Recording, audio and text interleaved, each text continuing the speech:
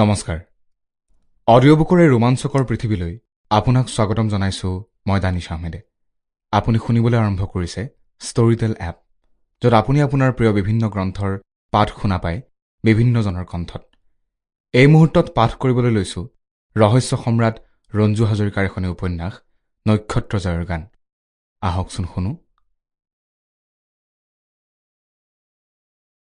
অধ্যায় 1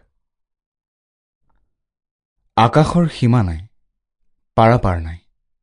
আকাশ অসীম এই সীমাহীন আকাশৰ বুকুত কিমান যে নক্ষত্ৰ আছে এই নক্ষত্ৰবোৰে আমাৰ মনত বিস্ময়ৰ সৃষ্টি কৰে এই নক্ষত্ৰবোৰৰ প্ৰত্যেকৰে চাগৈ একোখনকৈ জগত আছে সেই জগতবোৰত প্ৰাণী আছেনে আছে যদি কেনেকুৱা হ'ব বাৰু আমাৰ পৃথিৱীৰ দৰে চাগৈ নে তাতকৈ বেলেগ সেইবোৰ কথা ভাবি পাৰ পোৱা নাযায় অপাৰ বিস্ময়ৰ এই বিশ্বব্ৰহ্মাণ্ড মহাকাশ বিজ্ঞানী অৰিজিতে তেওঁৰ সহযোগী 4জনক লৈ মহাকাশৰ গ্ৰহে গ্ৰহে ঘূৰি ফুৰিছে 4জন সহযোগীৰ উপৰি আৰু এগৰাকী সংগিনী অৰিজিতৰ লগত আছিল তেওঁৰ নাম ৰাকা ৰাকা কিন্তু পৃথিৱীবাসী নহয় সৌৰজগতৰ অন্য গ্ৰহৰ বাসিন্দা যাত্ৰাপথত অৰিজিতে আৱিষ্কাৰ কৰিছিল এই গ্ৰহ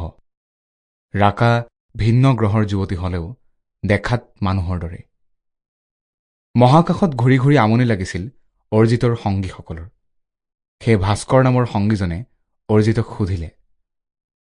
আমাৰ যাত্ৰাৰ কেতিয়া অন্ত পৰিব ছাৰ কিয়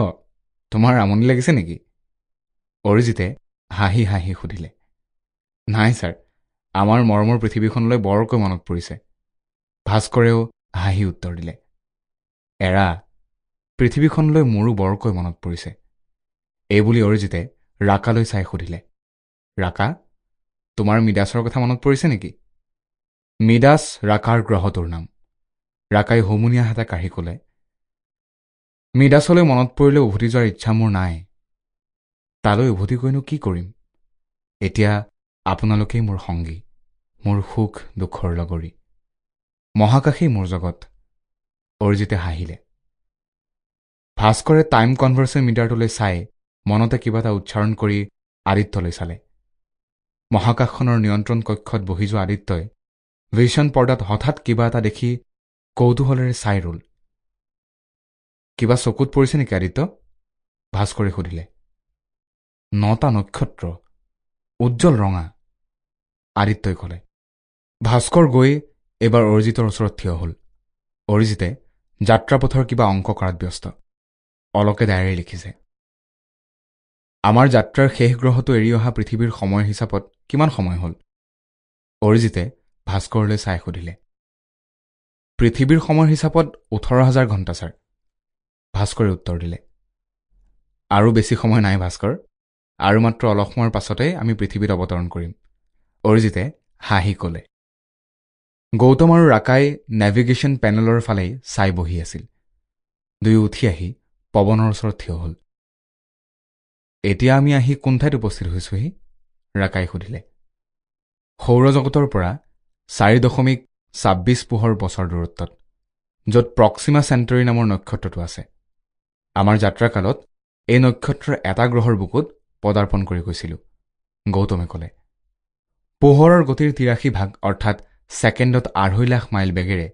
অৰিজিত আৰু সংগীবৃন্দৰ পুষ্পক যানখন পৃথিৱী অভিমুখে আগুৱাই আহি থাকিল